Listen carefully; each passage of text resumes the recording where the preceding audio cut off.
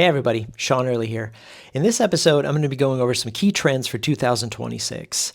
Have you been feeling a little bit unsettled about the rapid pace of how things are developing, maybe in your work life, in your career, in business, in culture? You're not the only one. There's a lot of changes happening and it's happening fast. So in this episode, I'm going to be going over some key trends for 2026, where I think things are going and how you can position yourself for the future. So I'll see you in the episode. Did you know that about 95% of you haven't subscribed to this podcast? What are you waiting for? Click the subscribe button, hit the like button, leave a comment, and let us know. It really helps. Thanks. Hey everybody, welcome to the podcast. In this episode, I want to go over the new 2026 trend report that I just released. This is the first trend report that I've actually created myself. I've been doing trend reporting and consulting for years and years and years, but this is the first one where I've done myself and not for a specific agency or a specific client or a specific industry. And so I'm kind of excited to actually talk about some things that are really based on my own thoughts and impressions. There's no sort of narrative that is focused, there's no bias towards a specific thing. This is really just my own thoughts and my own opinions based on my consulting clients and based on where I think things are going. I think a lot of trend reports that I see and a lot of trend reports that I have done in the past that I've talked about on some of my podcasts, they tend to focus on specific technologies or certain platforms or specific industries, and they kind of really get a little bit more micro on things. And I felt that this year, one of the key sort of threads that has been at least coming up in my feelings and my observations and my analysis for probably the last 2 years, and I think going into next year specifically, is the thread of uncertainty and the thread of speed. So these two factors together, I think, are critical to really take this chance to go over more of the high-level concepts of what's in the trend report. And, you can download it yourself. You can read all the granular stuff. You can go into the micro and all the specific news stories and things that I talk about. But for me, I think it's important to really get an understanding of where I think we're going from a high level, because that's, for me, more important, I think, for anybody, not just clients of mine, but for anybody watching this to get the most value out of. So as I go through the trend report, again, consider these are high level, and then you can go ahead and download the trend report yourself. It's just a PDF document. I'll put the link in the bio or in the footnotes. You can download it. There's no gatekeeping. There's no mailing lists. There's no nothing you need to sign up for. It's absolutely free. You can just click the button and download the PDF and read it yourself. I found that the more effort I put into trying to use trend reports for some sort of funnel entry, a lot of people just get confused, or they don't click the right button, or they don't sign up right, or they have some blocker in their mailing list or their business firewall or whatever. There's always some kind of crap that comes up that people say, I can't access the PDF, or I didn't get the PDF. And for me, it's really more important that people just get it and read it. So if you have the ability to click a button and read a PDF, and most phones can, most computers can these days, I think that's more important, that you just get access to the PDF and read it. And then if you get any value out of the PDF, if you want to pursue me for some consulting, if you resonate for anything I say, then you can just go ahead and contact me and we can take it to the next step. But again, for me, it's really important that I just get this distributed to as many people as possible, as easy as possible, so everybody can just read it and really get a feeling for where I feel things are going for next year, because I think it's really important. I think, again, you're going to get a lot of value out of it. So let's dig in. So I started off the trend report. It's a little trite to have a motorcycle and this sort of AI image there, and I really thought about it a lot. But for me, I think what's most important and the key aspect of this trend report for me is the theme of acceleration. So I think a motorcycle is critical here. On one caveat, I did actually consider using this image here instead for the cover art. It's a flaming clown car flying over a cliff.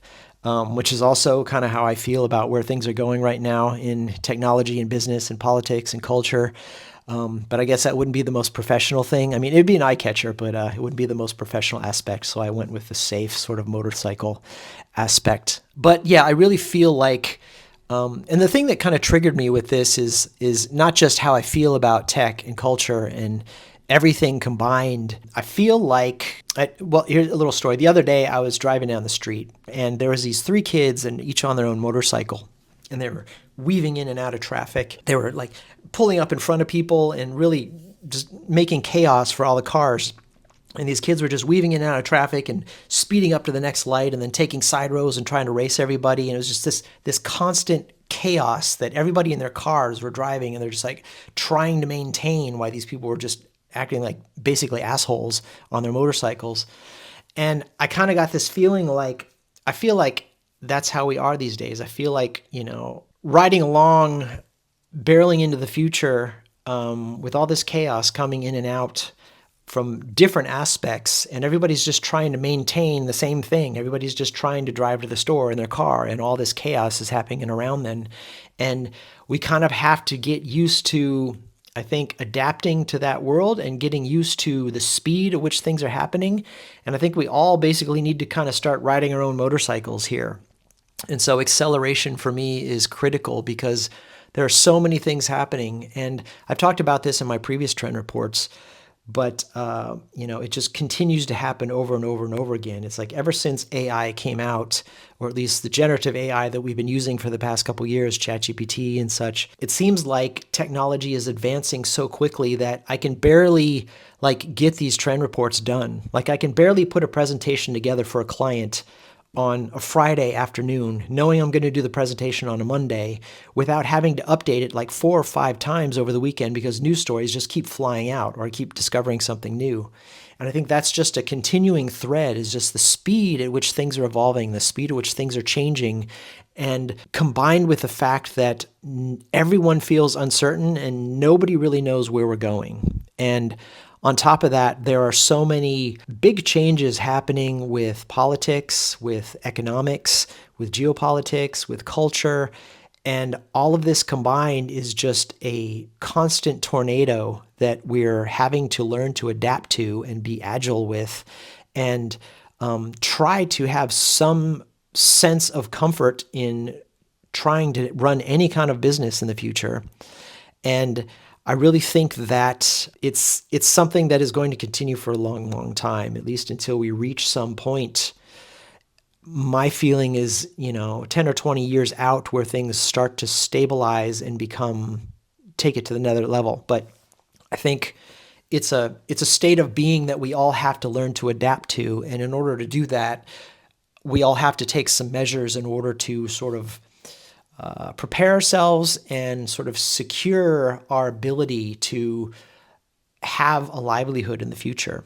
And my feeling that really it's just like the elephant in the room that nobody's really talking about. I mean, you can hear it in the conspiracy channels. You can hear it a little bit of the grumblings of some people. The corporations are just trying to, maintain a sense of dignity and a sense of control, and everybody's trying to say, everybody's just jumping on this stuff. But the reality is there's a total arms war for AI dominance in the world between the West and between China. And this arms war are run by companies that are developing as quickly as possible to get the most strategic advantage. And nobody has any real sense of where this is going. And as we continue to develop and continue to create new platforms and new products and new services and new tools and things that everybody's just racing to grab up to, I feel we get lost a lot in the granular. Like I said, my feed is just, my algorithm is just full of every single trend report that is just throwing, the latest nano banana or the latest, partnership from Disney or the latest, TikTok trend or the latest thing that, these little micro trends that everybody's jumping onto because they really don't have a solid sense of the future. And for me, at least in my consulting and the feedback that I get from people as this tech progresses is that people need clarity. People need to have some sense of guidance, some sense of at least how they can structure themselves to position for the future in a way that they're not going to be irrelevant. They're not going to be replaced by AI or be replaced by outsourcing or be replaced by just the speed of development And so for me, at least as a consultant, I spend a lot of time just helping people get that clarity, get a better sort of sense of how to identify the core aspects of their business or their services that they provide that will help them have a strong positioning, not just for the next month or the next year, but for the next 5 years or maybe the next 10 years. Because like I said, a lot of trend reports, a lot of things that I'm seeing right now just aren't hitting the mark. They aren't talking about the high level. And so this trend report is going to be a lot more high level than anything I've talked about before. And I think acceleration, which is the first chapter, really kind of nails that down. I talk a lot about the things that are going on in geopolitics, a lot of things that are going on in the world that are really causing the chaos that will probably continue for a long time. So in this case, that's kind of setting the stage for this chapter, for this part of the trend report, is just getting an understanding of where things are going and the factors that are contributing to it, not just every little AI tool that comes along or every content trick. This is about high level here. I think it's important to consider high level, especially if you want to do any kind of planning and if you really want to have any security in the future for where you are positioned in the future. I think that's important. So the next chapter, chapter 3, is the new landscape of work, value, and identity. So it kind of takes from that positioning of how things are speeding up in the world and the factors that are happening in the world and how it's impacting basically how we work. So there is a lot of change happening and a lot of, uncertainty, especially from entry-level jobs. There's some cases here where the UK has talked about, the entry-level jobs are going away. AI is not replacing jobs 100%, but the combination effect of all these little aspects of everyone in the world using AI to streamline things is creating a much bigger impact than just one specific use case. The cumulative effect of everybody using AI for little bits to streamline what they do is impacting people's careers, impacting entire industries. And I think that on top of that, because of that, a lot of companies are using this as an excuse to downsize, to outsource. All the companies I've talked to are trying to use AI as much as possible to streamline, to reduce labor, reduce costs, to speed up production. And they're going to be doing anything they can to speed it up. There's a lot of companies that are struggling to jump on the boat with AI and understand what they could do with it, but there's a lot of companies that are really just barreling forward with it. And, I'm hearing this from across the spectrum of every industry, especially in technology, that companies are they're laying people off and they're forcing the existing workers to work more and more and more and get more and more productivity out of them in less time using AI and also for less money. And because of that, it's becoming a lot more competitive. The job market is toast right now. I don't know if you try to look for a job right now, but it's really bad, and I don't anticipate it getting any better. The entire way in which we have been working in the tech industry over the last 20, 30 years has dramatically changed in the last 2 years, dramatically changed. And I don't see that coming back. We're not going to have, we're in a new Wild West here in terms of how we work, how we provide value that people, the products and services that we offer provide value. And I think because of that, we have to start adapting an identity for ourselves that is positioned for that. So there's still too much talk about, when the job market swings back around or when, companies start to hire again or whatever. But this isn't going to change. This is a new reality that we have to deal with. How we work in the future has to change. People are going to be becoming much more agile, much more flexible. They're going to be using a lot more sort of portfolio positioning. They're going to be doing a lot more outsourcing, a lot more freelancing. And I think this is the nature of just getting a job for some company. It's been dead for a long time, but I think the nature of just going and expecting some company to give you a job and you have a career in that job until you retire, that's gone. It's gone. And I think anybody who is in that position right now should really be holding on to their jobs for as long as possible. And anybody who is at least entry-level positions, younger people coming out of school, I think they need to become much more aware that that is the reality, that most likely you're not going to find the best job when you get out of school. You're going to be freelancing. Whatever you do, you're going to be freelancing. And I think that is a critical way of thinking. And your freelancing is also probably going to be in different types of products and services, different niches, different things that you provide. So everyone is going to have sort of a collection of value that they put out there. And we have to start thinking a lot more agile, a lot more micro. Don't expect that the old style of work life, just working in a company, it's not a reality. As companies outsource, the story that I've heard actually. So one case in point, a friend of mine works for an insurance company, and in this insurance company, they have been outsourcing big chunks of their paper processing to Asia. And the reason they're doing that is not just to outsource it to Asia, but they're hiring out to cheap labor as a test to see if the cheap labor is actually faster or cheaper or more efficient, to get the efficiency level to sort of a 0.01% efficiency level, and base it to compare it to AI to see if AI can get to an efficiency level of point whatever. And they're going to compare that, and they're going to use that basically as a staging, so that when the AI basically does get to that, and then the other outsourced jobs aren't sustainable, then they can flip over to AI. But they're using it as a split test, basically, outsourcing as a split test to position for when AI increases in value and increases in productivity. So they basically just don't have to outsource anymore, and they let the AI take over. And this is happening in lots of different industries. They say that, you're not going to be replaced by AI, you're going to be replaced by somebody who's using AI. Well, yeah, that's the way it is. And then eventually the people using AI will be replaced, because the AI will not need to have somebody using the AI anymore.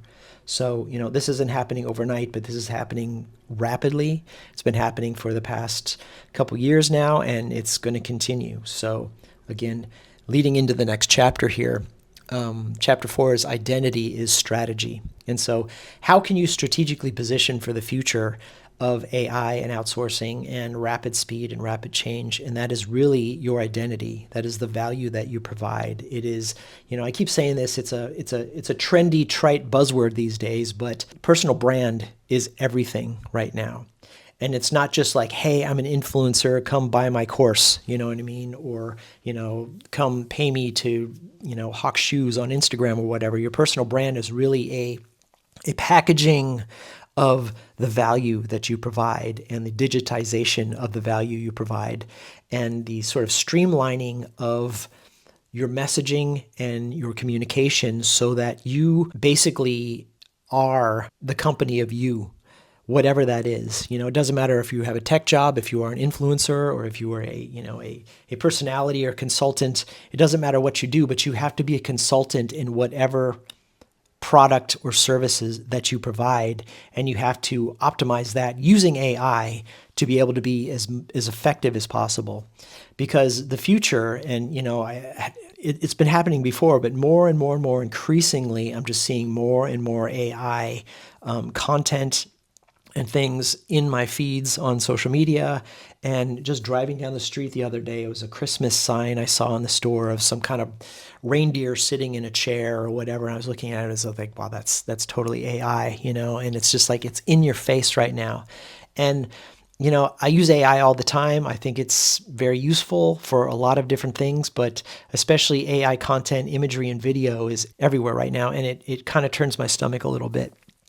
And, I think we'll probably get to a saturation point at some point, but also the speed at which people are using it, especially for, major films now. Disney just did a partnership with OpenAI to license their avatars and things and their characters in Sora, which is a new AI, the Sora app, AI video generation app. I'm getting a little granular here, but I think the point is just that, we'll be seeing a whole lot more. If you weren't already kind of sick of the AI slop content out there, we're going to see even more, and it's going to be branded now, and there's going to be a lot of companies that are going to be licensing their rights for usage. So, you'll be able to go into Sora pretty soon. I don't know, by the time this comes out, you may be already ready to do it, but you can go into Sora and basically scan your face and your likeness and tell it to create a Star Wars style lightsaber fight with somebody, a stormtrooper or something. You'll be able to be Buzz Lightyear,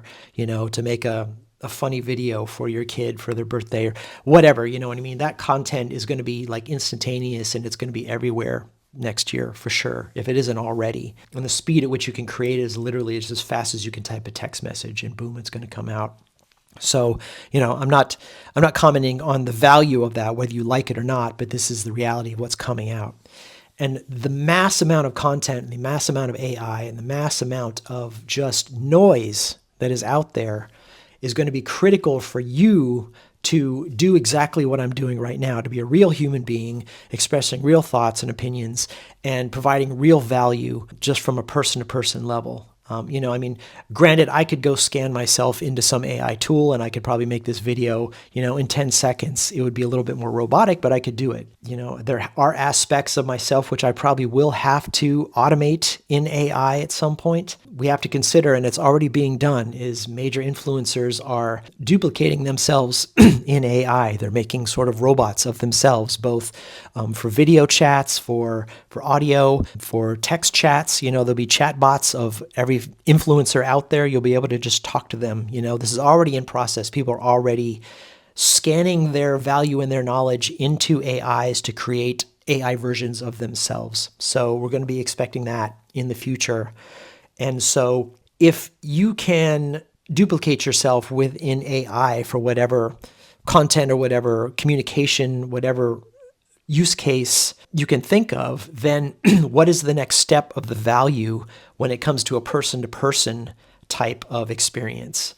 And so you really have to think about that. And the only way to do that is personal branding, to really identify crystal clear, and to use AI to help you do that, to identify crystal clear what your personal brand is, how you identify, how you communicate, optimize that with AI as much as possible so that when somebody does hire you for a service, and that's really, I'm talking about plumbers, I'm talking about doctors, I'm talking about massage therapists, I'm talking about, therapists and consultants. I'm talking about everybody who provides a service needs to consider what their personal brand is. And I think if you work in a big company, you need to consider your employees having lots of little personal brands and what that means for your company as well. So not just your company brand, but what are the personal brands of your employees and how does that represent your company? Because everybody is going to start slowly becoming little freelancers, and you have to really start thinking from a high level of how you benefit from all these smaller micro personal brands of freelancers that are doing services for you. So you have to think about it on the micro level from the individual. You have to think about an organizational level of having lots of fragmented sort of services that you hire out for these freelancers, because you're going to be building your company as much as you can on AI. So personal brand is critical. Personal brand is really, if you haven't done it in the past, I really suggest you get on top of it and really start using AI to build that out. It doesn't mean you need a website right away, but it doesn't mean you need to start learning how to market your services, how to brand yourself, how to consolidate your communication and the services and the value that you provide in order to express as much value as you can as a human being. Because as you getting replaced by the robots, the value of you is going to be important. So identity as the strategy is the key trend here. And if you haven't done it, then I'd suggest doing it now. Even if you don't do it perfectly, do it now. And I do offer consulting services on personal branding. So if you need to talk to somebody about it, I'd be happy to talk to you about it. But definitely don't get caught up in the buzzwords if they're not popular. It's critical that you do that. So that takes moving on to number 5, the creative economy rebuilt. So as everybody starts becoming a personal brand and a creator, then we have to consider what is the economy for the creator economy. And, creator economy is huge right now. You scroll social media, see all kinds of people, promoting their products and services. That's not going away. In fact, it's supposed to increase 500% in the next couple years. So, the numbers and the figures always change a little bit. So I don't want to quote anything specific, but expect this as AI starts to replace things, as companies downsize. Everybody's going to be a personal brand. Everybody's going to be a creator, and everybody's going to be creating content and offering products and services on social media, because that's where the prime time is these days, and promoting their personal brands. So the economy for that is really critical to consider, and consider where in there you can provide the most value, and what niches that you provide the most value in, and also, where you can position yourself in that economy to provide the most value. And so, I'm not going to go into too many granulars here, but there's a lot of factors to consider, and some of the things I've talked about here is one, short form content really is the number one piece of content people are consuming these days. Everybody is getting hypnotized by their feed, watching, 15 to 3 minute videos on TikTok, on Instagram, on Facebook, on YouTube. It doesn't matter which social media you go to, you're kind of going to start getting sucked into a scroll. And, that's basically just, whether you like it or not, whether it's good for you or not, this is the prime time. And your messaging has to be very concrete. It has to be very specific. And you have to have a short form content strategy to promote yourself. If you've been holding out, it's very rare even that people are probably going to listen to this entire podcast. But the 30-second clips that I make of this podcast, people are going to see it, and they're going to remember that in their brain a little bit. And the attention spans of people are so short these days that you really can't rely on anything but a 30-second clip to get somebody's attention. And this is where the buying habits are happening. People are switching from going out to places, out to specific platforms to buy something. They're happening right there in the platform. So they're going to see an ad, they're going to see a short piece of content on social media, they're going to click, and typically they're going to buy it right in there. I think TikTok basically did so much money in TikTok Shop just because of Black Friday. And that's just going to continue. There's going to be in-platform shopping based on this short-form content. In addition to the short-form content, the thing that we have to consider here, and this is another thing that I just kind of hinted on a little bit in this chapter, is that not only are people scrolling short-form content, sort of becoming hypnotized in these sort of algorithm washes, teens especially, and I've even done this myself. I have used artificial intelligence for consulting. So I use artificial intelligence to help me with problems. I talk to ChatGPT about all kinds of things. I use it as a replacement for hiring out to services for personal development, for organizational, for business, for creative, for entertainment, for just learning and knowledge, for search. And a lot of people are using it right now for therapy as well. And it's interesting fact here, but I think in the UK they found out that 25% of youths, 25% of youths in the UK, and this is just the UK, I don't know where it is globally, but I'd say it's probably global, but 25% of the youths in the UK are using AI for therapy. And an interesting thing that occurred to me because of this is that we are raising the next generation of adults who are going to relate more to an AI as a friend, as a therapist, than they do to real people. And that's partially, responsible because of, it's so difficult to get actual good healthcare these days. It's difficult to, if you do want to get healthcare, you want to do, mental health care, then sometimes it's a long waiting list. Sometimes there's nobody to talk to. Sometimes you don't feel comfortable talking about certain things, but AI is right there. And AI is getting really good at being a therapist. AI is getting really good at acting like a friend.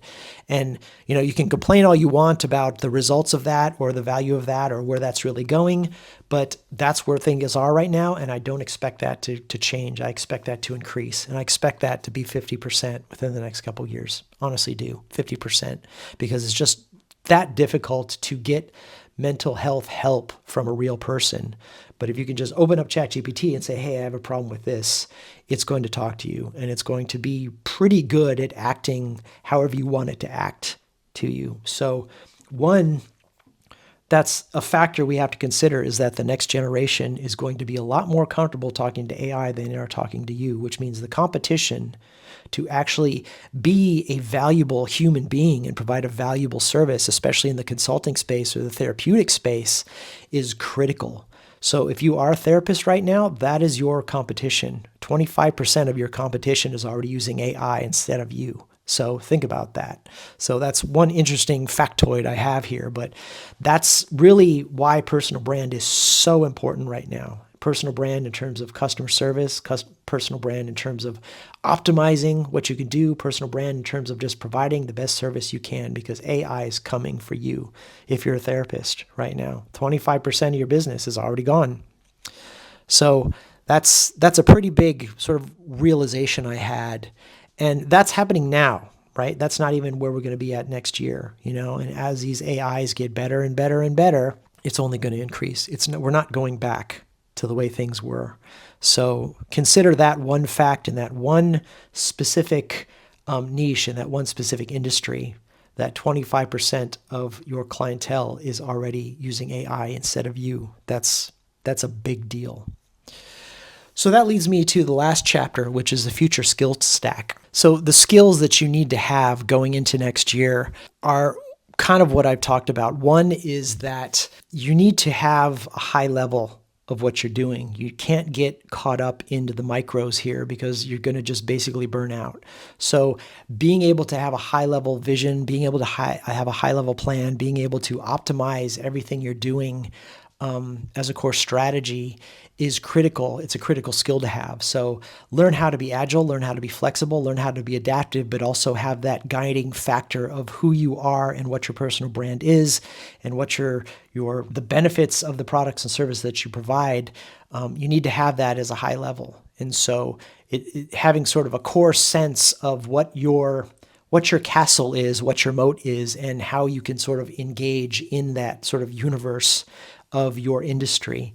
So that's one key factor. Communication is critical. So learn how to identify the platforms and services and things that are out there where you can communicate and reach the right people with your personal brand. And also, like I said, short form content is king right now. Short form content, and the fact that everybody is really, fragmenting into these smaller sort of economies now. Not everybody is in the same feed. You know what I mean? I mean, the kids these days are on Discord.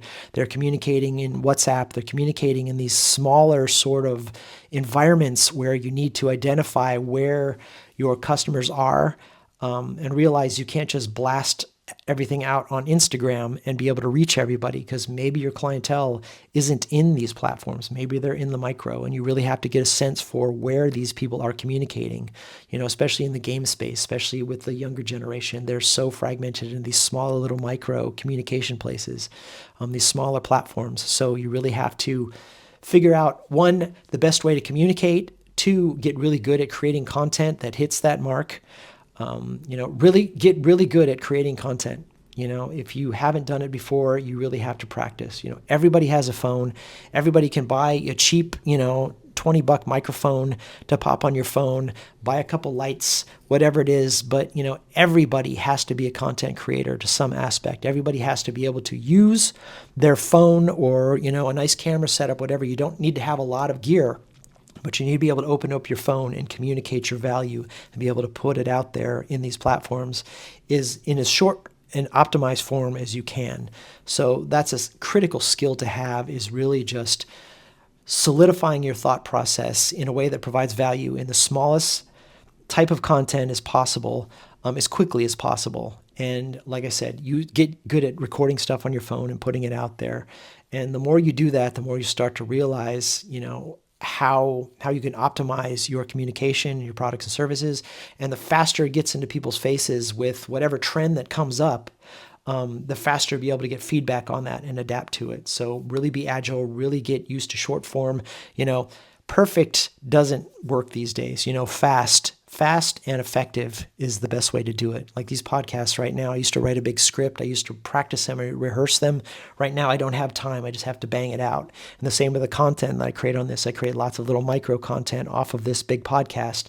Just bang it out there and get used to the platforms that allow you with AI to create lots of small forms of content and put it out there. So get really good at being a content creator. Even it doesn't matter what niche you're in, you're going to be creating content. If you're a plumber, if you're a doctor, if you're a lawyer, if you are a massage therapist, like I said, whatever skill that you have, get good at creating content so you can talk about it and promote your personal brand.